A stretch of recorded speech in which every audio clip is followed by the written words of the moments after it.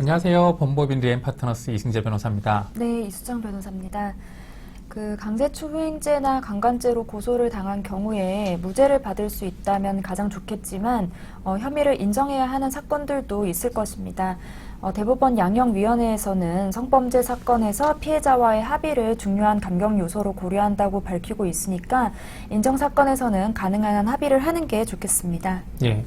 그러나 강제추행 등 성범죄 사건은 다른 형사사건보다 이 합의 절차가 매우 어려운 편인데요. 이번 영상에서는 이런 성범죄 사건에서 합의가 어려운 이유와 합의 및 사건 진행 시 어떤 점을 주의해야 하는지에 대해서 한번 자세히 알려드리겠습니다. 성범죄 사건은 사기 사건 등 일반 경제범죄 사건에 비해서 합의가 어려운 편입니다.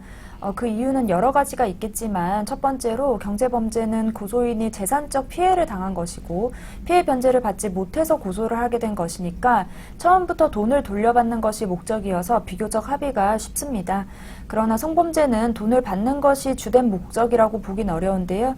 또 피고인이 재산이 있는 것이 확실하다면 재판이 끝난 다음에 민사소송을 해도 무방하니까 적극적으로 합의에 나서지 않는 측면도 있는 것 같습니다. 예. 그리고 이렇게 사건을 진행하면서 느끼는 점은 고소인이 질에 돈을 받고 합의를 해주면 주위에서 꽃뱀처럼 인식을 할까봐 더 신중하고 조심스럽게 합의 여부를 결정하는 측면이 분명히 있을 건데요. 본인이 입은 피해가 순수성을 의심받을 수도 있기에 그냥 합의를 하지 않고 있는 경우도 있습니다.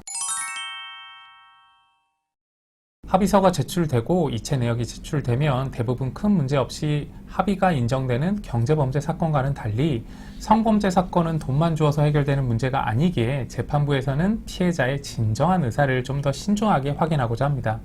따라서 합의서의 양식이 다소 미비한 경우에는 합의에 이른 경위에 대한 설명을 요구하거나 추가적인 자료 제출을 요청할 수도 있으므로 합의서를 받을 때 필요한 내용이 전부 포함되도록 잘 받는 것이 무엇보다도 중요합니다. 강제추행, 강간 등의 사건에서 징역 2, 3년 정도가 선고되는 일도 흔하기 때문에 성범죄 사건으로 고소를 당하였다면 수사 초기 단계에서부터 신중하게 대처하실 필요가 있습니다. 예, 성범죄 사건은 객관적인 증거가 남아있지 않아서 이런 당사자들의 진술의 일관성이 매우 중요한데 실수로 잘못 진술하는 경우에 신빙성이 없다는 이유로 진실을 말하여도 그 진실이 배척될 수 있습니다. 간단해 보이는 사건이라도 반드시 전문가와 상담을 하시고 어떤 점이 문제가 될 수 있는지 미리 파악을 해서 대처하시길 바랍니다. 네, 지금까지 성범죄 사건의 합의의 어려운 점과 진행 시 주의할 점에 대해서 자세하게 알아보았습니다. 예, 이렇게 피해자와 합의 시 직접 합의를 하는 경우에는 2차 가해 등이 문제가 될 수 있으므로 변호사의 도움을 받는 것이 무엇보다도 좋겠습니다. 오늘 영상 도움되셨다면 구독과 좋아요도 부탁드릴게요. 감사합니다.